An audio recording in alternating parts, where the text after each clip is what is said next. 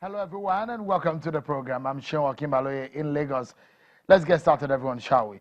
When the president was sworn in on the 29th of May 2015, he was very clear on some of his priorities: fighting insecurity, fighting corruption, and fixing the economy. Those are some of the spine of his campaign and programs.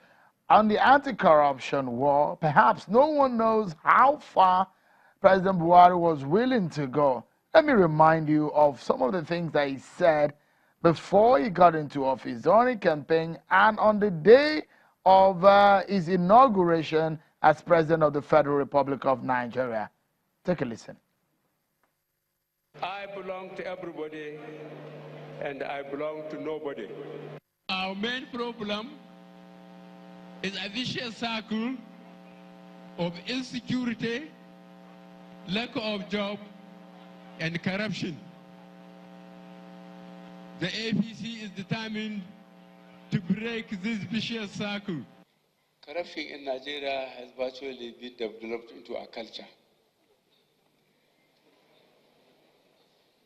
When people are honest and serious, people will be abusing them. There isn't going to be any party member or any personality that can escape justice. Those are some of the sound bites that you may not remember, but I've reminded you now. And so the latest move by the federal government may have come as a real shock to many.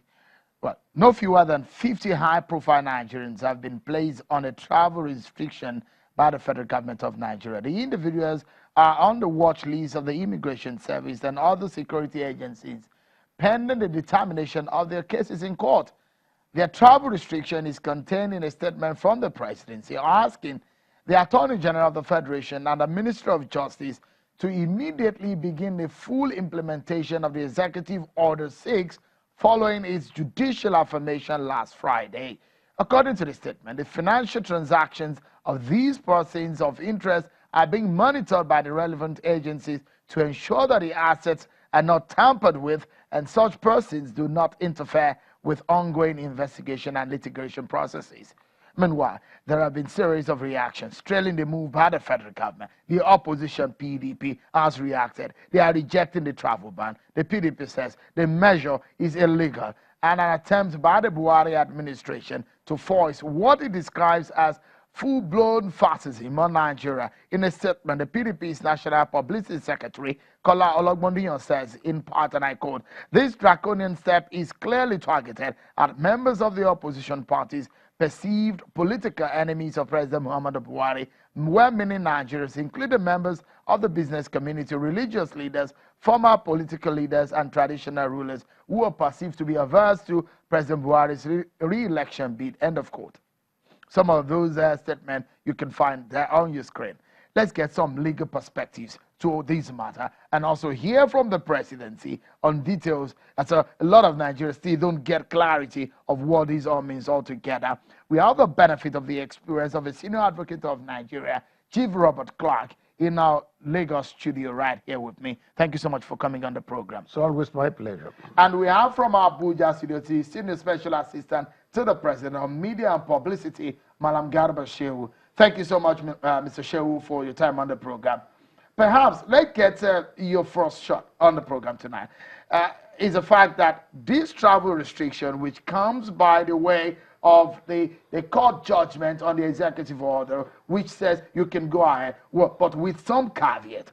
Tell us, who are these people? Because we are hearing so many names. Who are these people, the 50 men, the so-called politically exposed persons on this list? Well, if the question is to me, I want to say that we've seen a number of names being circulated. We have not issued any lists. We are not going to issue any lists because, again, if we did so, criticism will equally follow, trials by media and all sorts of things. Listen, these cases are mostly known by most Nigerians. There are cases that have been in the public domain. most of them were never really instituted by this administration. They go back 7 to 10 years back.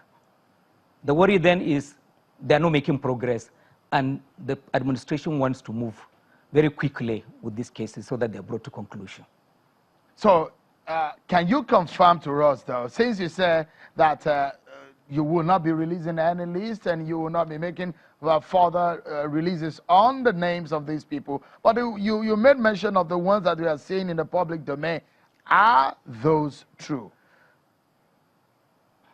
As I said to you, this is a matter in the domain of the immigration services and other securities who have the duty of enforcement. These cases have been there, as I said, 7-10 years back or even more, and they are mostly known. That's the point we're making. Now, the question is that for some of them, I'm not sure some of these people who are on the list are aware officially that they cannot travel.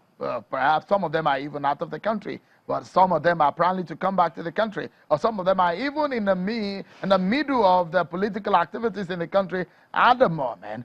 But if you give us the benefit that we have you on the program today, maybe you can give us an insight to whether or not some of these politically exposed persons whose cases are ongoing, where they belong and how we may be able to identify, or if some of them are watching the program tonight, maybe they need to be aware. Well, one thing I can say is that Shehu, your name is not on that list. That I can confirm to you. But beyond that, I think that they know themselves.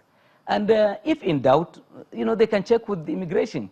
This administration, again, will not be subject to another round of trial by the press that we are persecuting individuals, or this is political, which absolutely it is not, or that we are just convicting people by the press. So they know themselves. These cases have been delineated, clearly spelled out over the years. We are very familiar with them. Some of us, perhaps Nigerians, are tired of hearing of these endless trials that have led to nowhere and that have held our judiciary captive. So everyone wants to see them ended. That's the point. Mr. Shehu, let me ask you quickly. The timing of this action by the president, are you worried about it? Absolutely no. No. Because the thing is that, that the war against corruption is an ongoing process. It began from May 29 when President Buhari took power, and you cannot say that it's a perfect process. So at every point that you needed to make amends or correct some steps, or, you beat it into shape and you get it right.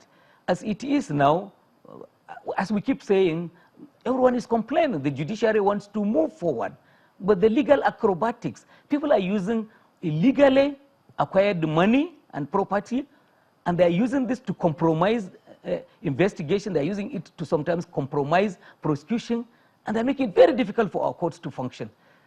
So therefore, it's in our interest as a nation that all of these matters are quickly brought to an end. If it's your money, you take it home.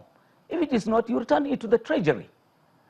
The question is, it's a political season, and you already hear what the opposition party are saying. Even some legal icons in the country are already speaking about it. It's a political season, and it does look like the criticism coming from the other side is that the timing is perhaps wrong. Why did the president take this very time to implement these orders? Because they say he's targeted at those who are averse to his administration's performance. Now, let me say that the timing for Executive Order 6 will never be right.